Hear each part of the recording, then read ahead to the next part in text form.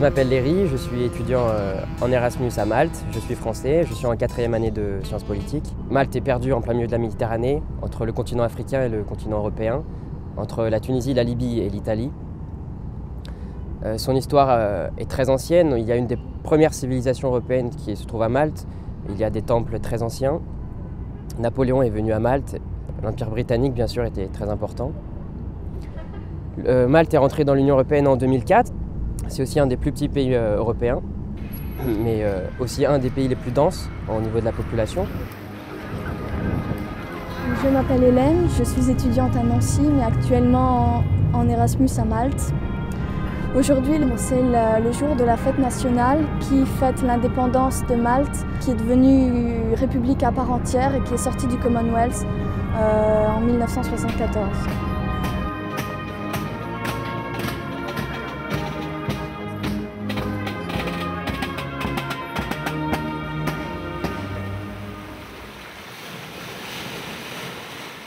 Depuis l'adhésion de Malte à l'Union européenne en 2004, Malte est devenue un carrefour de l'immigration clandestine en Europe. Chaque année, de nombreux immigrants clandestins arrivent de l'Afrique du Nord, en passant par le Sahara, en passant par la Tunisie et la Libye, et ils arrivent sur les côtes maltaises. La question de l'immigration clandestine est une question sensible dans la population maltaise, car les pêcheurs sont les premiers à voir ces barques de fortune chavirer au large des côtes. Pour ces immigrés, c'est bien sûr une question de vie ou de mort. En 2005, environ 2000 personnes, immigrants clandestins, sont arrivés sur l'île de Malte. Malte est composée de 400 000 habitants sur une superficie de à peu près 350 km². Pour vous donner un ordre d'idée, sachez qu'en Allemagne, il y a plus de 80 millions d'habitants. Ça représenterait à peu près 400 000 immigrants clandestins par an. On sait que l'Union européenne développe pour les réfugiés des politiques d'intégration et des politiques de retour au pays. Un des facteurs primordiaux est bien sûr le respect des droits de l'homme et de la dignité humaine. La question qui se pose, c'est de quelle manière vivent ces immigrants clandestins.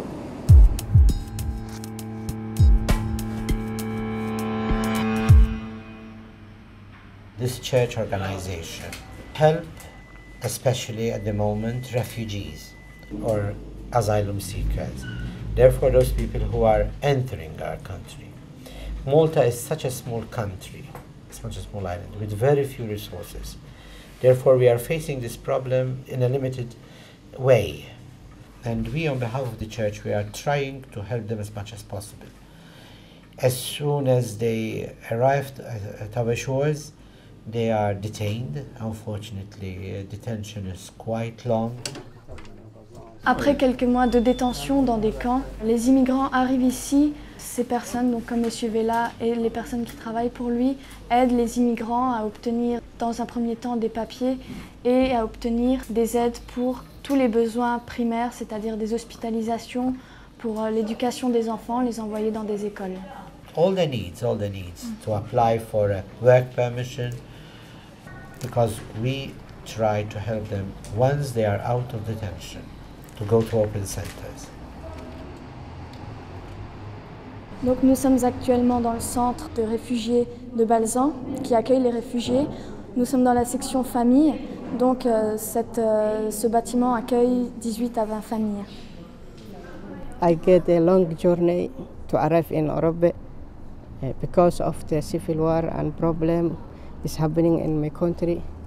I cross the biggest desert in Africa. Basically, they all left from their country and they had to cross the desert, and they must have arrived in Libya. Then from Libya, they get a boat and come to Malta. It's a very difficult journey. They suffer a lot because it's very difficult. Many families have been lost, either whole families or single people have been lost at sea, since it is a very difficult journey. We have one woman here who lost her daughter and another one who lost her husband. So yes, many lives are lost at sea. When I arrived in Malta, the government of Malta put me in detention camp as a normally. Mohamed est resté 3 mois en camp de détention. Ça ressemblait plus à une prison où il n'avait à peine le droit de sortir ou de téléphoner. La vie dans un camp, c'est seulement manger et dormir, alors qu'ici, les gens sont plus libres, les enfants peuvent jouer, ils peuvent se promener dehors comme dans ce jardin ici. That the problem I have, how to reunify, how to get my another 2 children and to union of my family. This is my wife, my son, and my son and I. So that the most chance I hope, if I get resettlement for another country, to get my 2 children and my another 2 children, that's what I need. Just one. His wife plus son came in Somalia. His sister in USA. His wife plus 6 children in Sudan. Not in his country, in Sudan. What happens is this, that in most cases, they either leave their wives and children, or if they take their wife and children, they leave the youngest ones at home, because crossing the desert is so difficult. And at times these people had been separated for 2 years, 3 years, 4 years, 5 years. The difference is this, that refugees as refugees have a right to bring the wife and the children, while those who are given humanitarian protection have no right whatsoever. So the only solution, as I see it, is that these people be resettled in a country of immigration. They could go to America, to Australia, to Canada. Once they are there, they have a right to bring their wife and children. Otherwise, there is no other solution. It is cruel to keep the families divided. Their hope is to find a new country which will resettle them. Many of them want to go to Europe, to another European country, where they can be resettled and start living a normal life as citizens of the country. That's their hope, their dream. And when I arrived here, I start to search a job. It takes me 3 months when I get job. I get a part-time job, a farmer, as a cleaner, three days a week. La vie à Malte va être très difficile pour eux parce qu'il y a peu de ressources ici à Malte. Le travail, il n'y en a pas beaucoup. Donc même s'ils veulent vraiment vivre normalement comme des citoyens maltais, ça risque d'être très difficile. Les principaux rêves de ces gens-là est de trouver un autre pays en Europe où ils peuvent vivre normalement en étant des citoyens normaux.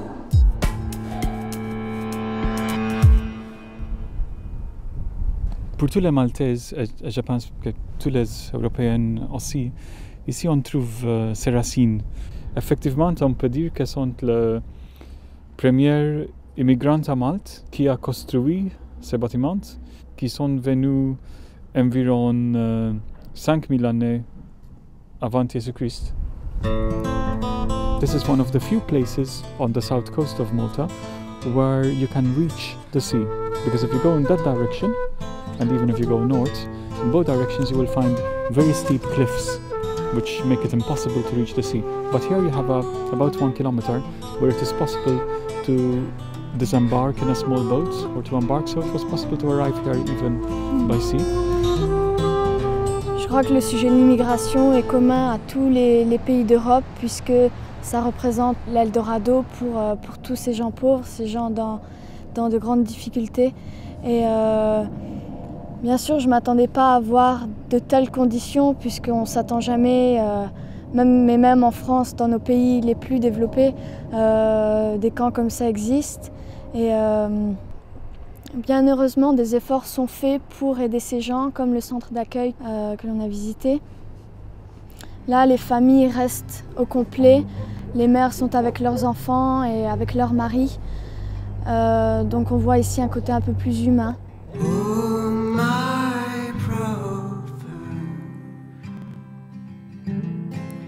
Don't feel